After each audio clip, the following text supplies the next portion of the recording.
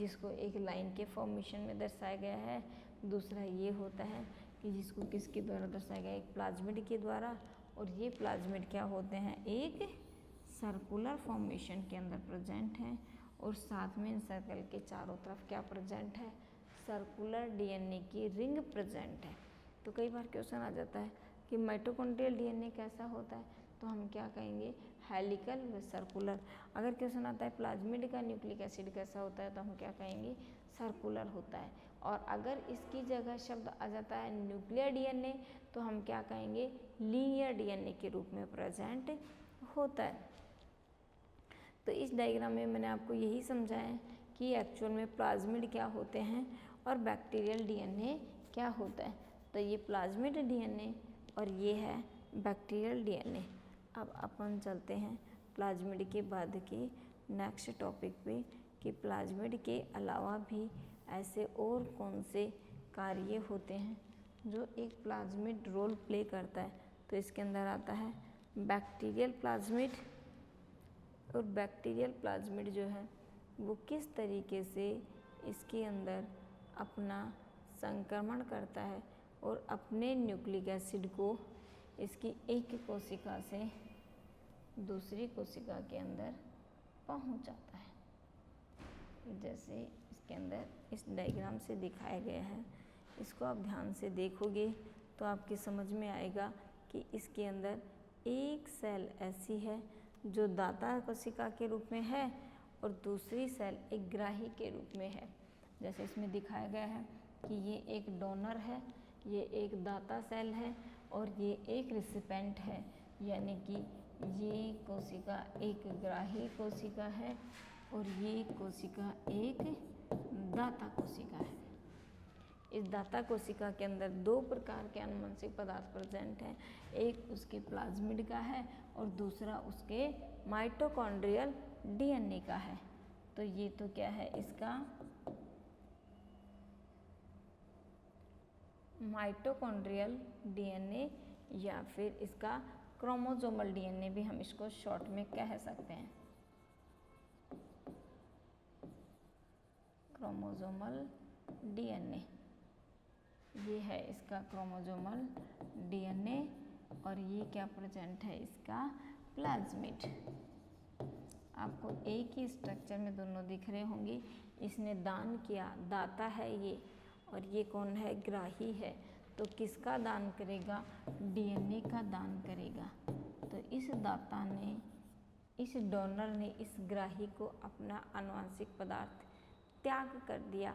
त्याग करने से जो क्रोमोसोमल डीएनए था, ये वाला क्रोमोसोमल डीएनए, ये किसको ग्रहण कर लेगा, इसके आनुवंशिक पदार्थ, और वो भी किसको, प्लाज्मिड को। अब नेक्स्ट डायग्राम नंबर 2 में दिखाया गया कि इस तरीके से ये सेल इस सेल के कांटेक्ट में आती है।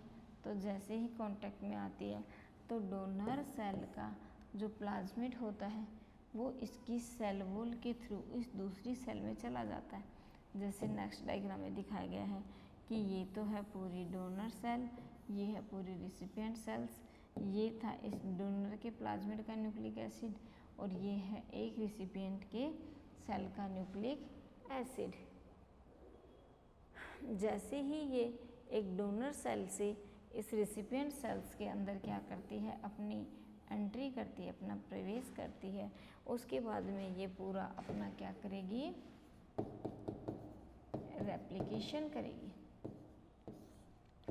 अपना रेप्लिकेशन करती है। उस रेप्लिकेशन की क्रिया के द्वारा जो इसके अंदर प्रेजेंट प्लाज्मिड था, किसके रूप में प्रेजेंट था, एफ का मतलब होता है फैक्टर प्लाज्मिड।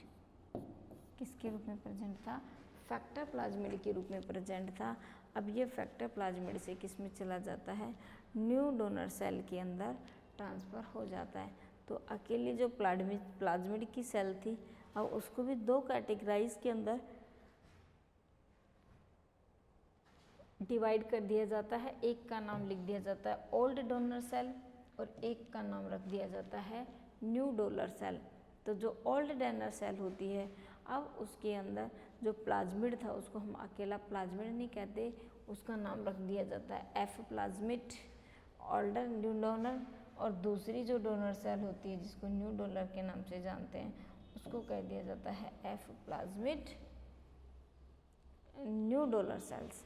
तो इस तरीके से ओल्ड वाली जो डोनर सेल्स होती हैं उनके द्वारा इस तरीके से जो है वो क्या बन जाते हैं, न्यू डोनर सेल्स जो होती हैं उनका फॉर्मेशन होता है।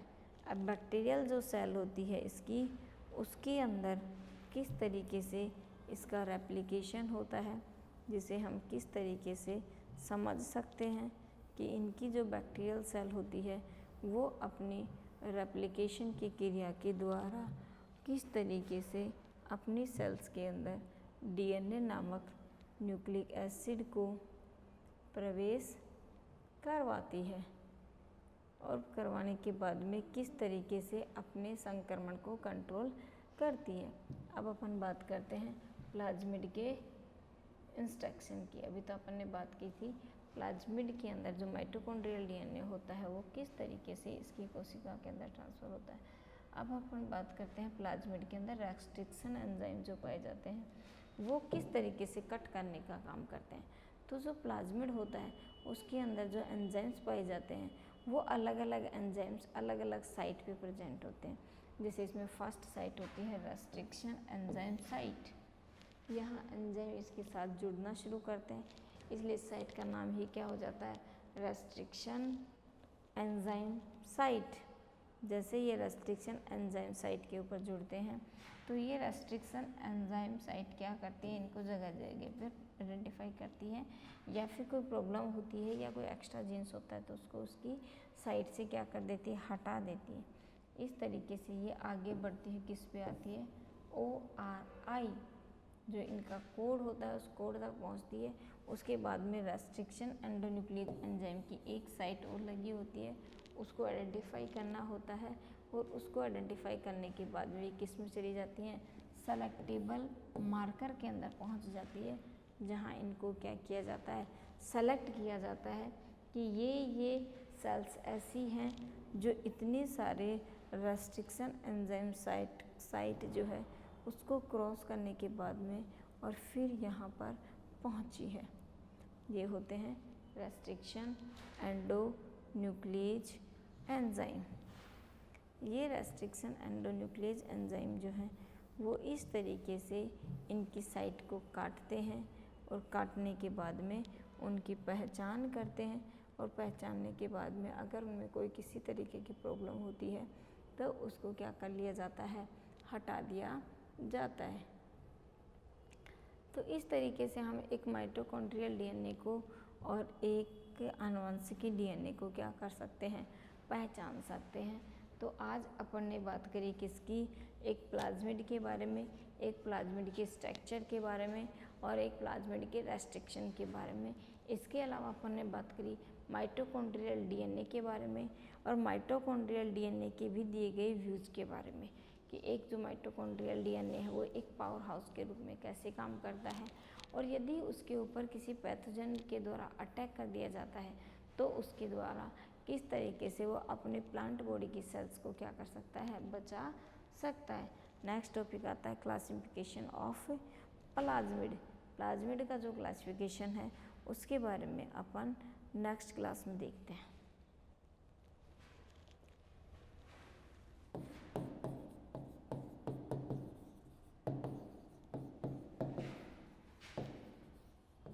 मैं आपको इसके लिए थोड़ा सा एक बार 2-3 लाइन बता देती हूँ कि क्लासिफिकेशन किस तरीके से किया गया है। प्लाज्मिड अपने आप में एक संक्रमण करता है, उस संक्रमण के बेस पे इनको 2 में डिवाइड कर दिया। कुछ ऐसे भी होते हैं जो संक्रमित करने के बाद भी नहीं होते तो उनका नाम रख दिया नॉन इन्फेक्शियस प्लाज्मिड, और जिनमें संक्रमण होता है उनका नाम रख दिया प्लाज्मिड। तो इसके बारे में अपन इस टॉपिक के बारे में अगली क्लास के अंदर जो है अपन क्या करेंगे, डिस्कशन करेंगे। और आज की क्लास के लिए सबको थैंक्स।